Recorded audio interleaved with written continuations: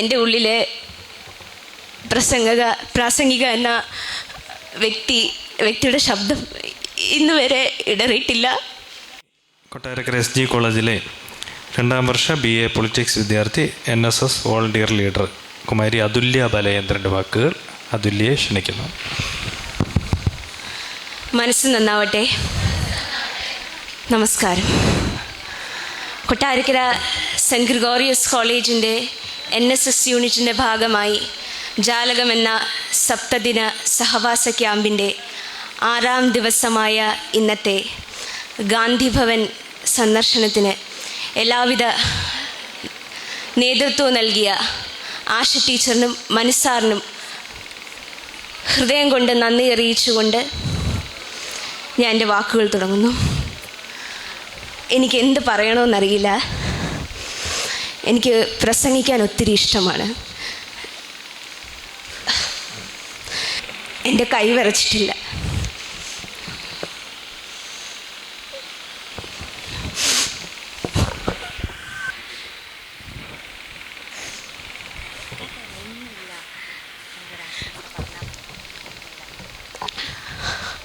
കൈവരച്ചിട്ടില്ല.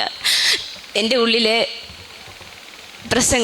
പ്രാസംഗിക എന്ന വ്യക്തിയുടെ ശബ്ദം ഇന്ന് വരെ ഇടറിയിട്ടില്ല.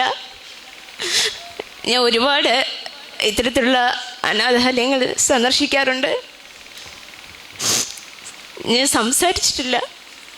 ആദ്യമായിട്ട് സംസാരിക്കണമെന്ന് പറഞ്ഞപ്പോൾ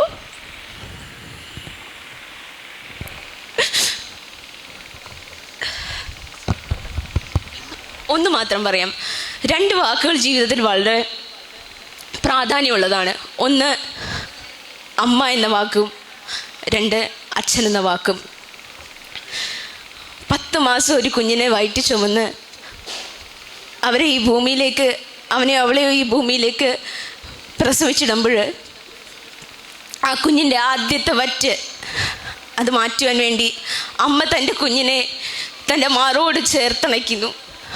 അമ്മയുടെ നെഞ്ചത്തെ അമൃത കുംഭങ്ങളിൽ നിന്ന് ആദ്യത്തെ വറ്റ് ഒരു വൈദ്യുതി തരംഗം പോലെ ത്രസിക്കുമ്പോൾ ആ നിമിഷമാണ് ഈ ലോകത്തിലെ ഏറ്റവും ഉത്കൃഷ്ടമായ കലാമുഹൂർത്തം ഒരു മനുഷ്യൻ്റെ ജീവിതത്തിലെ the best artistic moment in A human life.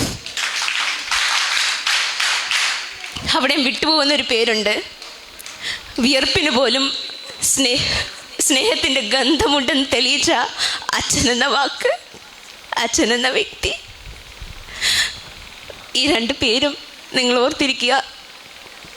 ഏറ്റവും വലിയ ഋഷീശ്വരനായ സാക്ഷാൽ ശ്രീനാരായണ ഗുരുവിൻ്റെ വാക്കുകൾ പറഞ്ഞുകൊണ്ട് ഞാൻ എൻ്റെ വാക്കുകൾ നിർത്തുന്നു. അവനവൻ ആത്മസുഖത്തിനായി ആചരിക്കുന്നവ അപരന് സുഖത്തിനായി വരേണം. അവനവൻ ആത്മസുഖത്തിനായി ആചരിക്കുന്നവ അപരന് സുഖത്തിനായി വരേണം. നന്ദി, നമസ്കാരം.